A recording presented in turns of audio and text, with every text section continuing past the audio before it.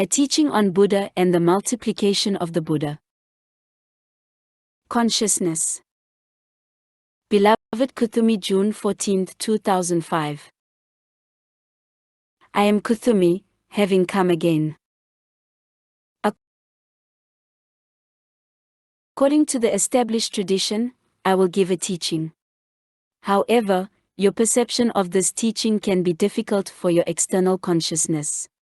This is a teaching on Buddha, on the stage of your path which you must inevitably reach and which you will reach sooner or later. Each of you has a potential to become a Buddha. Just like each seed in its potential is able to become a plant and in turn, to bring forth seeds. The level of consciousness is the only thing that separates you from a Buddha.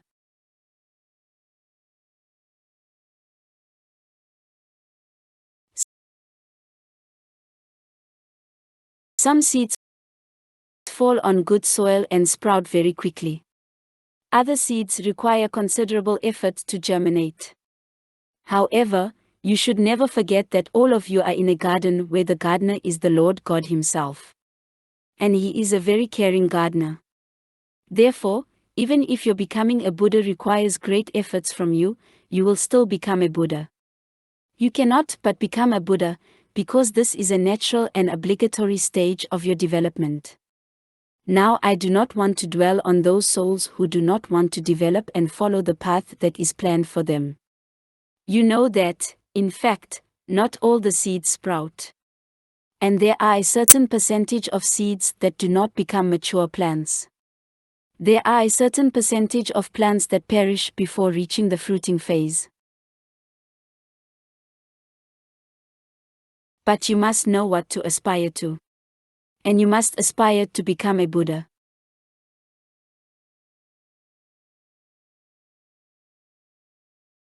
In fact, the level of the Buddha consciousness, when you reach it, is akin to a plant entering the fruiting phase.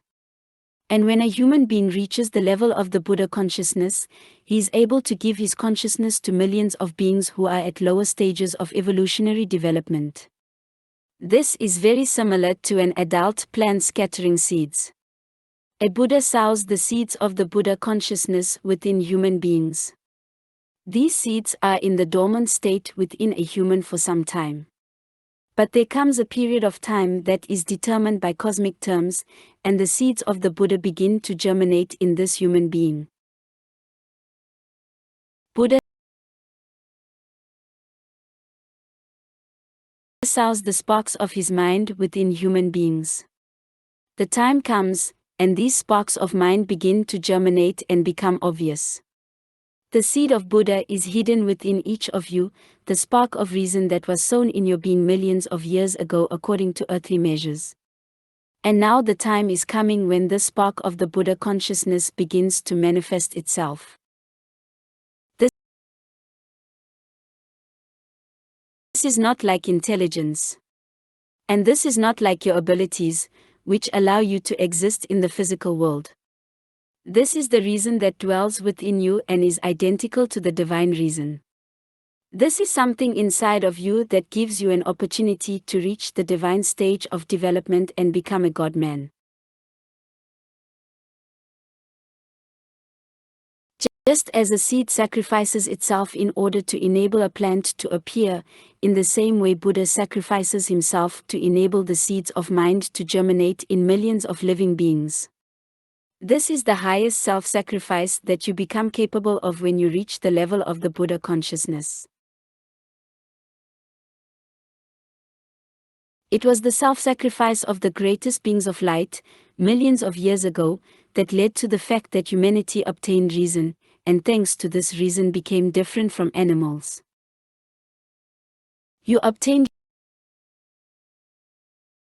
your reason in an act of infinite self-sacrifice that was performed by the greatest beings of light who dissolved themselves into the humanity of earth in the hope that the seeds they once sowed would germinate and offer the multiplication of the Buddha consciousness. And instead of the 7 greatest beings of light, the universe would obtain millions of Buddhas.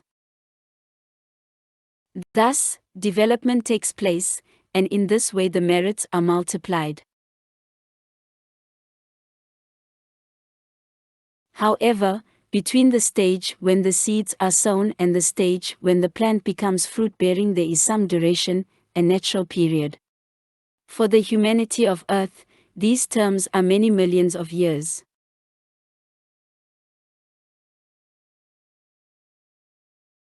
The divine alchemy is such that the beings of light, who initially sacrificed themselves to endow humanity of the earth with reason, dissolve themselves into the humanity of the earth, in millions of life streams.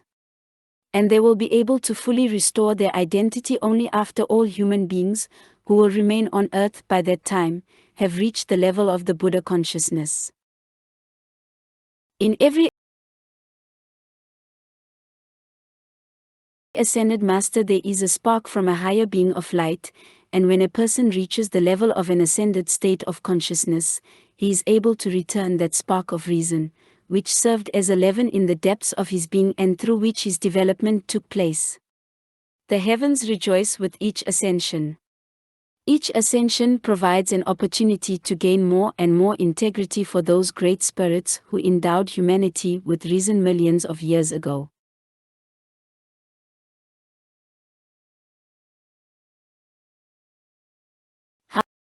However, when a human being reaches the stage of Buddha development, he himself repeats the example provided by the great beings of light.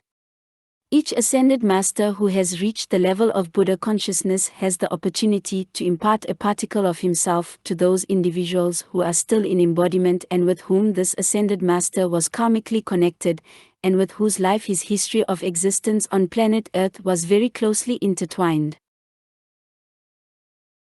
Of course, your life stream must agree to the presence of a particle of the Ascended Master within you. I will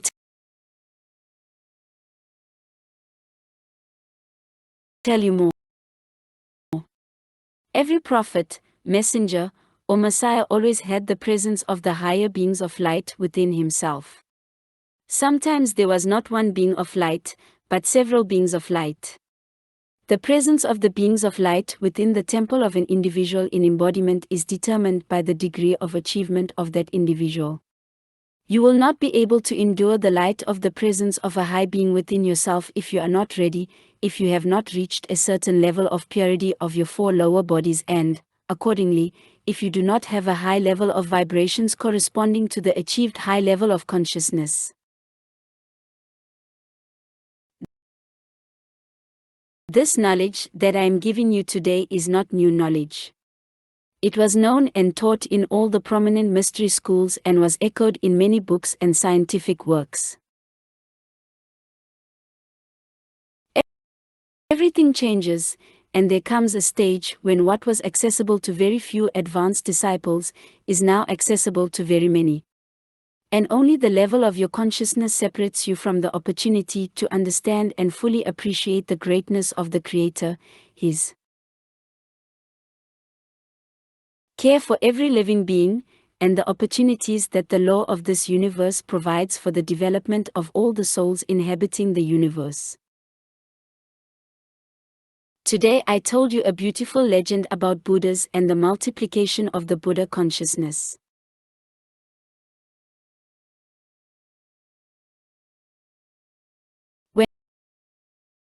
When a seed sprouts and when the plant grows, it faces many obstacles in its path of development.